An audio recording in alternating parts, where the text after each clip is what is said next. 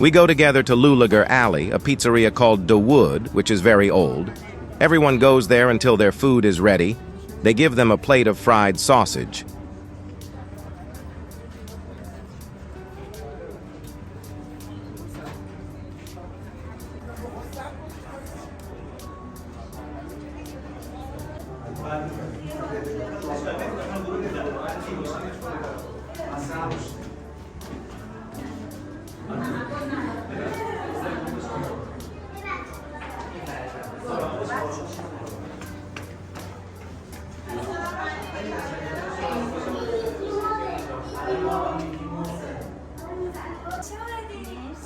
Go to the Toy Museum, where we see the oldest Iranian and foreign toys together, where we see the beginning of the Design Week.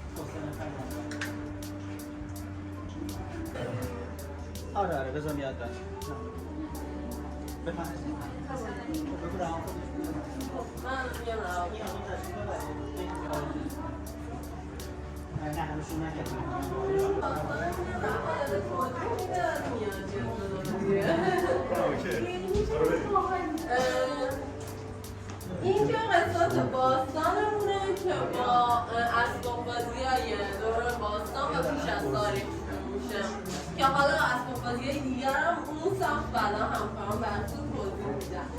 این بخش با شطرنج شروع میشه که از هند اومده. والدن باید مهره‌ها رو منتقل میکنن به خونه‌های بعدی.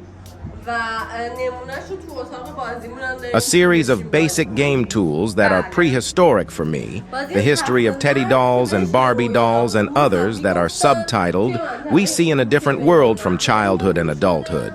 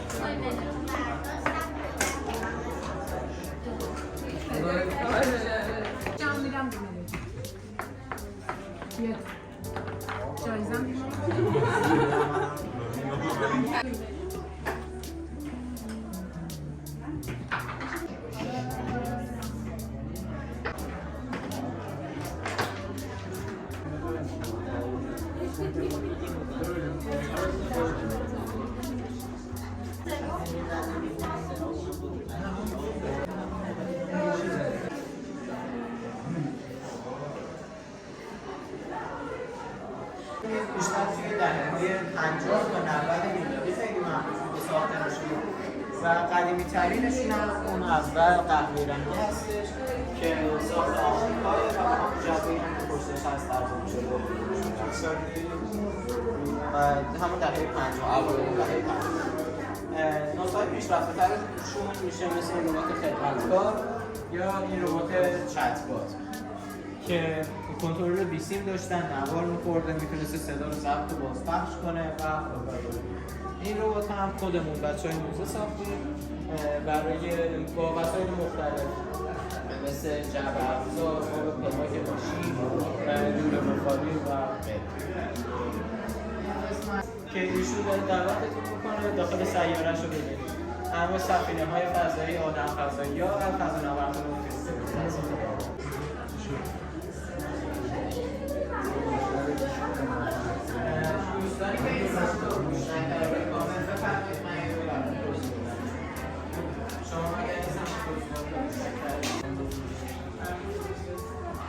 داریم مثل اولین نسخه هست بازی بندوق، پاسور و این کارت بازی‌های ماشین و موتور فوتبالی که توی دهه 60 بیشتر بودن. نمی‌دونم دیدینشون یا نه.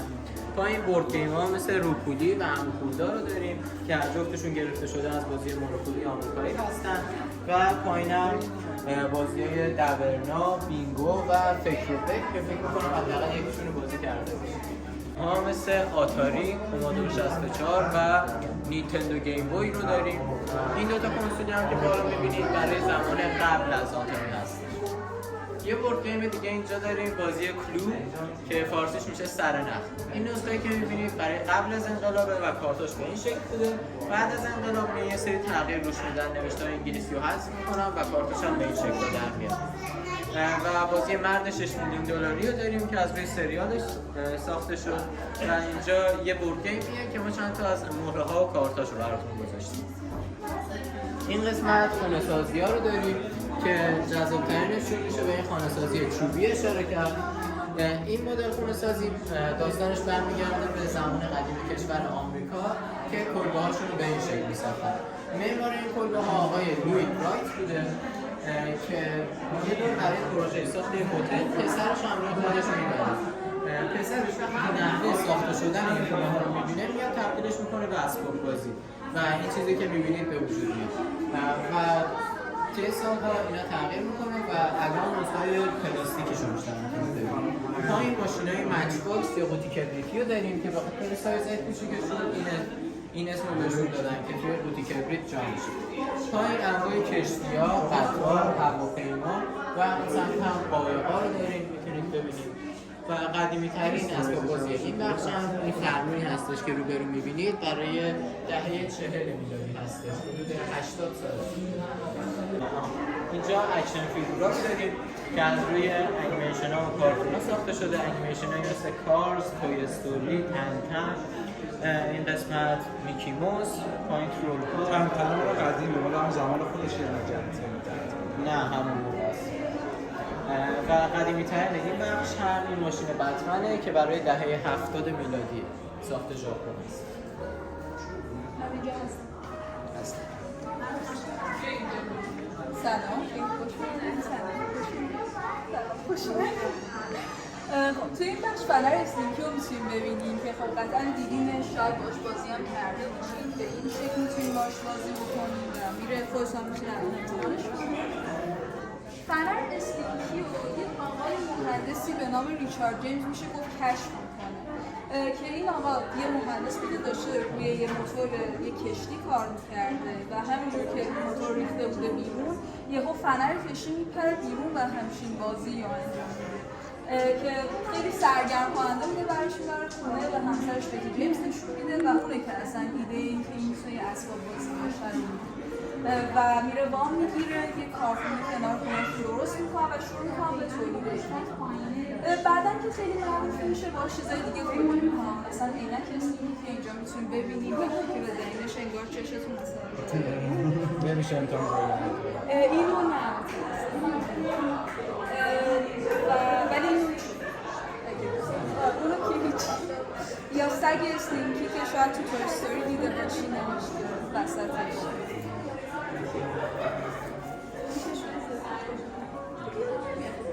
تو قسمت بعدی میتونیم اسباب بازی کوکی رو ببینیم که ساختمان کوک هم اینجا میتونیم ببینیم، اگه براتون جالبه.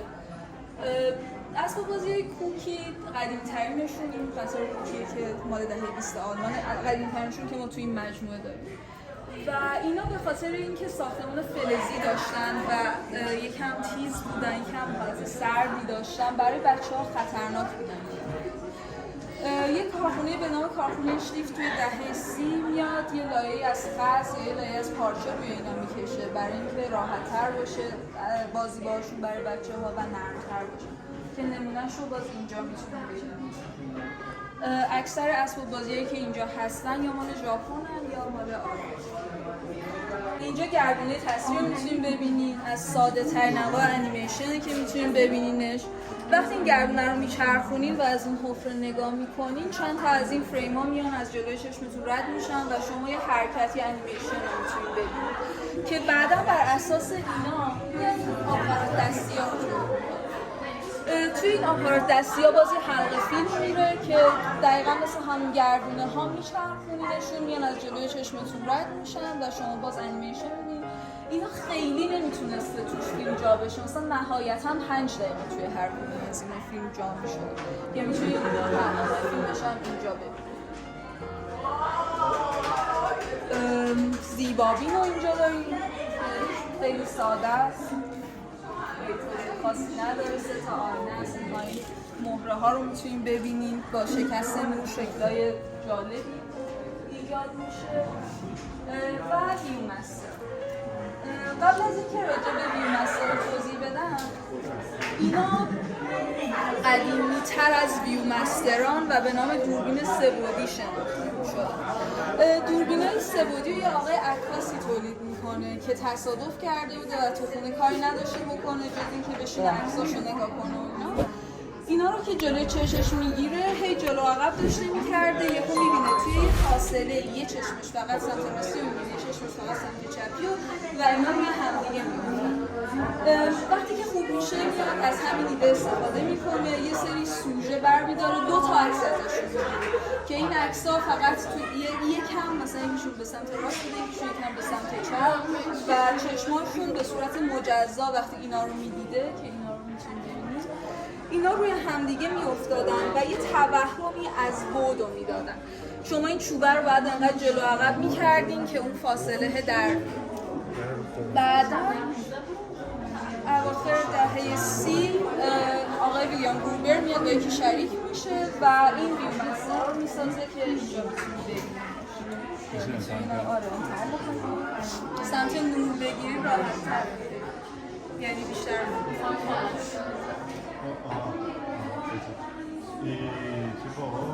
با این هم عوض میشه. از دوشه که در مورد از مکه بود ببخشید.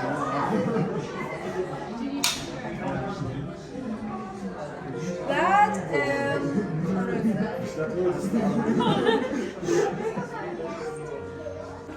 باربیا رو یه خانمی به نام روزی هندر برای دخترش باربارا میسازه و قرار نبوده انقدر اصلا معروف بشه باربی، قرار بوده فقط یه عروسکی باشه که برای دختر خودش میسازه و اصلا اسم باربی مخفف بارباراست که اسم دخترش بوده. ولی شانسی که این خانم میاره اینه که توی کارخونه متل کار میکرده و میان رئیساش این ایده رو میبینن و شروع میکنن به تولید باربی، ایده رو ازش میخرن، شروع میکنن باربی رو تولید میکنن و خب یه چیز مشخصی هم که راجبشون وجود داره اینه که شما مثلا قیافه های باربی رو که ببینید مثلا اینکه مال دهه 50 این خیلی قیافش فرق داره با مثلا باربی که مال دهه 80 و باز این تغییر استانداردهای زیبایی رو میتونین کاملا تو باربیا ببینید. مثلا آره دیگه Stay with me in the next video. We will see the continuation of the design week.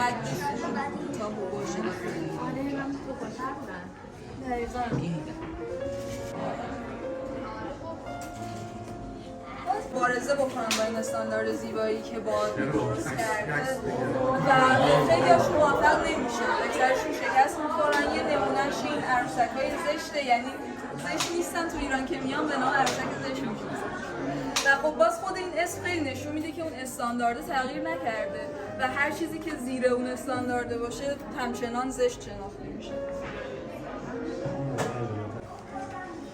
مثلا کبش پشکیت که این بالا میتونید ببینین عروسک‌هایی که به سفارش یه خیریه ساخته شدن توسط آقای خاویر رابرتس که داستان فریده رو میتونید ببینین که داستان یه دختر بچه به نام مارسلا بوده که این داستان واقعی.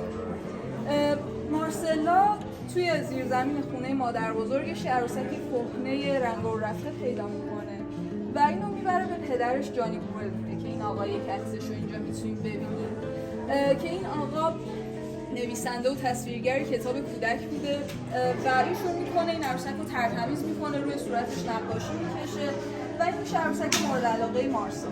متاسفانه یک زمانی مارسلا زندگی میکرده که آمبولانس‌های اسپانیایی شروع پیدا میکنه توی آمریکا و مارسلا بهش دچار میشه، بدنش خیلی ضعیف بود بوده، بعضی میگن واکسن بهش نرسیده بوده، بعضی میگن با سرنگ آلوده بهش واکسن زده بودن و خلاصه میمیره توی سن 12-13 سال.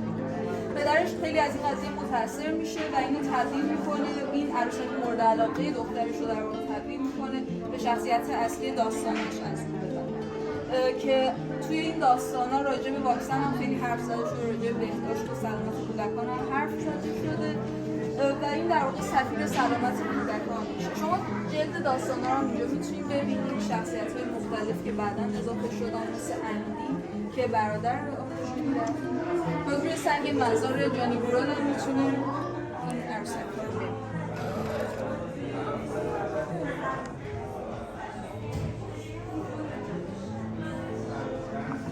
و تدی برا که اسمشون نمیدونم میدونین از کجا میاد بگید اون آقا رو میشناسید.